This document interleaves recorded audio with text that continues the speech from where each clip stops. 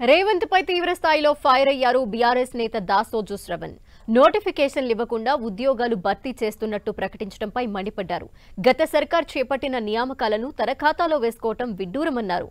CM Revanth ఇప్పటికైనా కొత్త recruitment schedule ప్రకటించాలన్నారు. Notification లేకుండా పరీక్ష ఇంటర్ లేకుండా జాబులు ఇచ్చినా అని చెప్పుకుంటున్నాడు.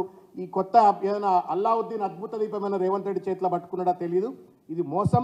తెలంగాణ యువత ఎక్కడికక్కడ ఇవాళ రేవంత్ రెడ్డి గారి ప్రభుత్వాన్ని కావచ్చు, కాంగ్రెస్ పార్టీ అధికారంలో ఉన్నటువంటి నాయకులను కావచ్చు 2 లక్షల ఉద్యోగాలు ఇస్తా అన్నారు. జాబ్ క్యాలెండర్ చూపెట్టినరు. మీరు ఆ 2 లక్షల ఉద్యోగాల ఖాళీలకు సంబంధించి వైట్ పేపర్ డిక్లేర్ చేయమని చెప్పని వాళ్ళపైన ఒత్తిడి పెట్టవలసిన అవసరం ఉంది అని చెప్పని ఈ సందర్భంగా నేను వారికి విజ్ఞప్తి చేస్తా ఉన్నాను. ఇకపోతే మిత్రులారా, ఆయన దుర్మార్గంగా మాట్లాడుతూ ఉన్నాడంటే, గత ప్రభుత్వం గొర్రెలిచ్చింది, బర్రెలిచ్చింది, చేపలిచ్చింది, మేము ఉద్యోగాలు ఇస్తున్నామని చెప్పని మాట్లాడినాం. అంటే నీకు గొర్రెలు కాసేటోళ్ళు, లేకపోతే బర్రెల పెంపకం మీద ఆధారపడ్డటువంటి వాళ్ళు, చేపల పెంపకం మీద ఆధారపడ్డ గత చిన్న చూపు ఎందుకు రేవంత్ రెడ్డి?